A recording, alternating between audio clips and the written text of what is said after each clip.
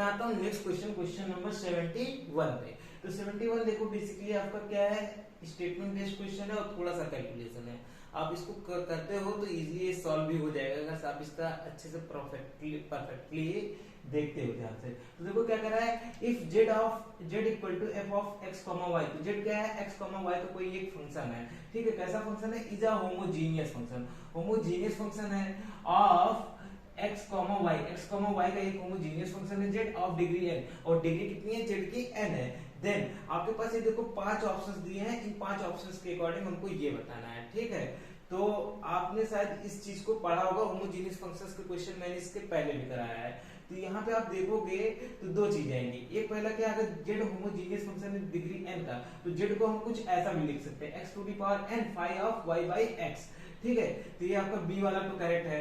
फिर आपके पास एवलर्स थ्योरम मैंने कराया था, तो क्या था, x del z upon del x plus y del z upon del y is equal to nz होता है। तो आपको ये भी पता है, तो आपका क्या हो गया, सी भी करेक्ट है। आप इसके बेसिस पे देखोगे कि जो ऑप्शन बी और सी को कंटेन किया होगा वो आपका क्या हो जाएगा, करेक्ट हो जाएगा, ठीक है।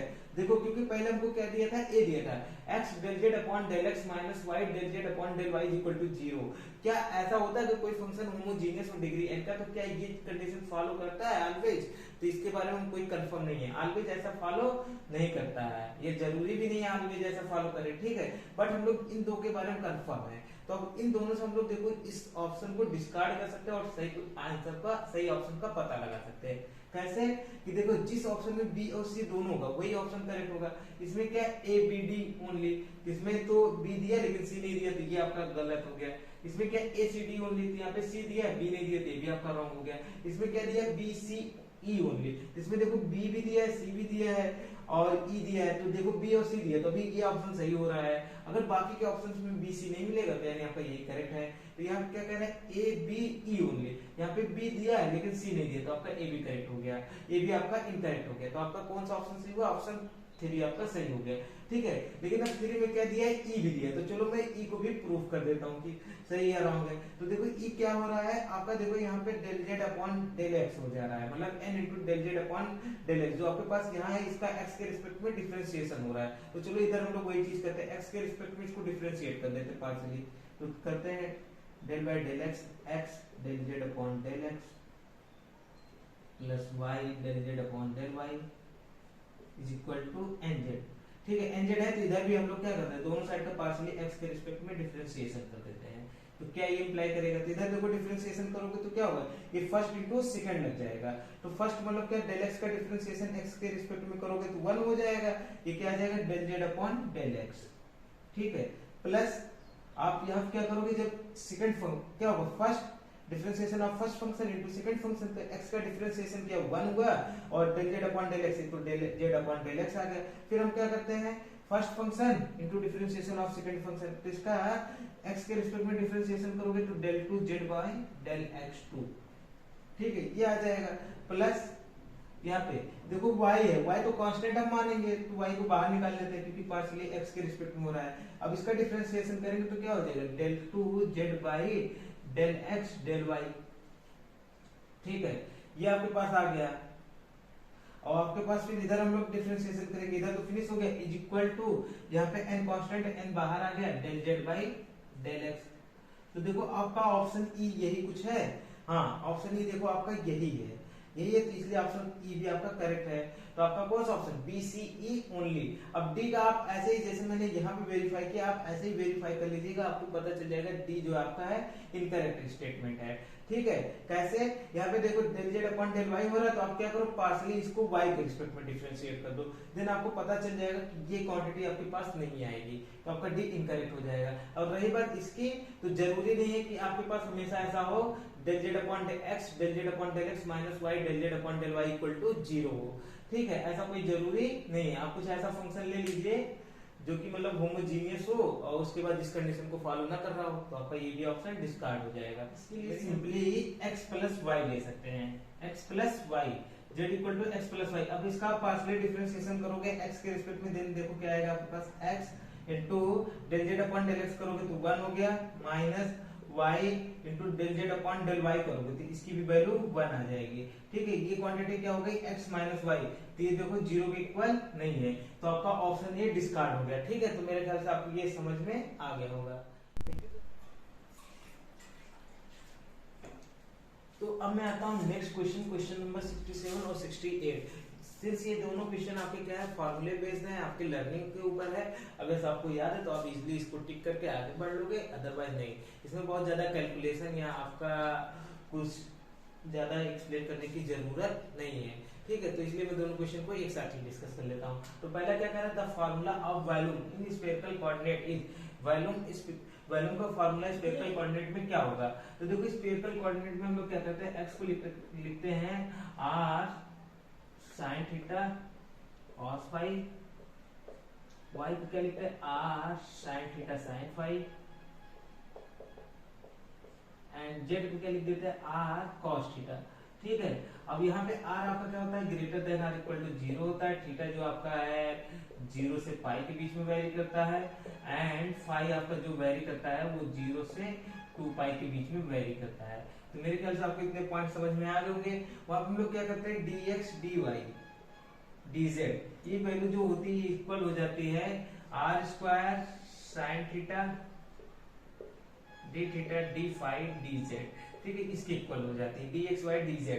तो आपका देखो कौन सा ऑप्शन करेक्ट हो रहा है, यहाँ पे नंबर 1 वाला। तो आपका कौन सा ऑप्शन करेक्ट है, 1।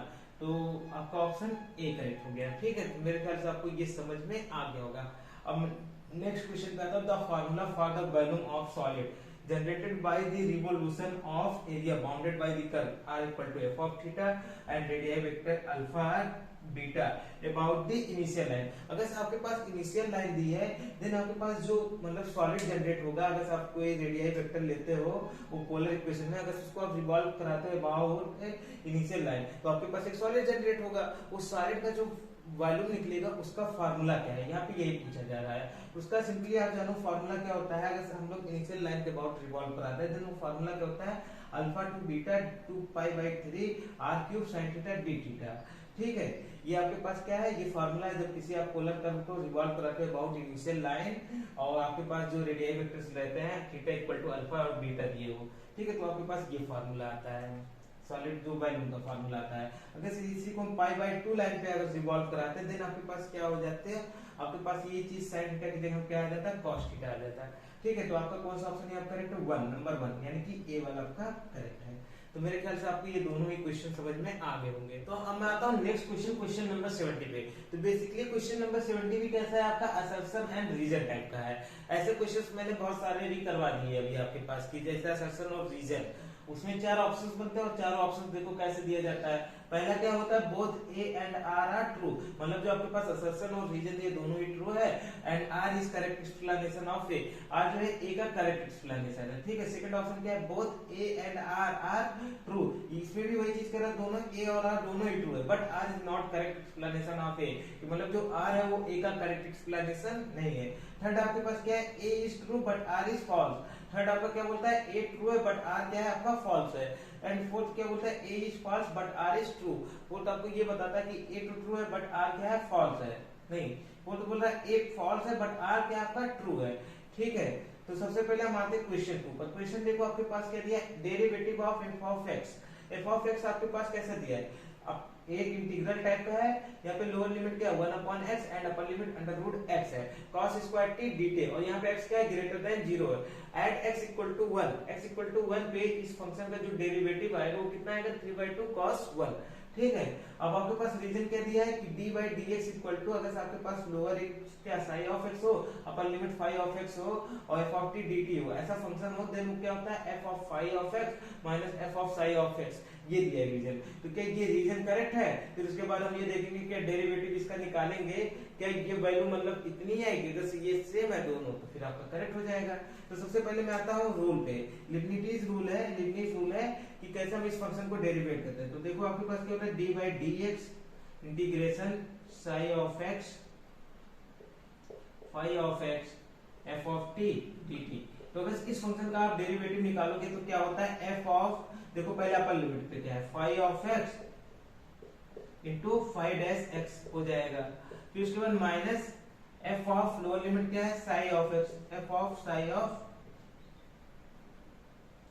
ऑफ एक्स इंटू क्या हो जाएगा साई डैश ऑफ एक्स। ये आपके पास दो फंक्शंस आ गए, ठीक है। अब आपको सिंपली क्या करना, आप देखो आप क्या ये आर आपका रीजन करेक्ट दिया है, नहीं आर तो आपका देखो ये दिया ही नहीं है, यानी आपका रीजन जो है इनकरेक्ट हो गया। अब आपके देखते हैं यहीं से देखो आपके तीनों ऑप्शंस आपके डिस्कार्ड हो चुके हैं, both A and R are true. तो देखो आर तो करेक्ट इनकरेक्ट है, तो आर तो आपका करेक्ट नहीं होगा, तो आपका वन तो यहाँ पे ये गलत हो गया। फिर क्या करें, both A and R are true, यहाँ पे भी वही चीज बोल रहा था, यहाँ पे भी आर करेक्ट नहीं है, तो आपका सेकंड भी डिस्कार्ड हो गया।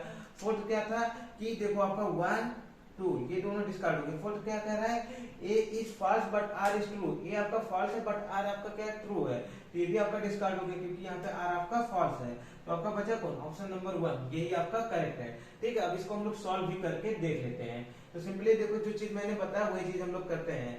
तो यहाँ पे देखो आपके पास क्या आ जाएगा, तो आप इसका अगर डेरिवेटिव निकालोगे तो क्या आएगा आपके पास, यहाँ पे देखो एफ ऑफ टी की जगह क्या लिखोगे आप, cos t स्क्वायर, ठीक है।